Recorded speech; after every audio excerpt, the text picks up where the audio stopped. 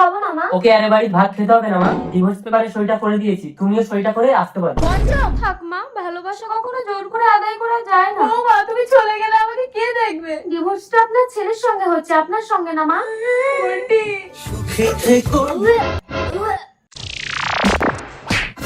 কি মহিলাটা তো অসুস্থ হয়ে পড়েছে, চিকিৎসা করাতে হবে।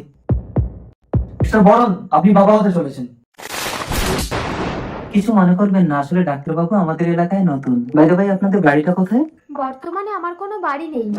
সে কি?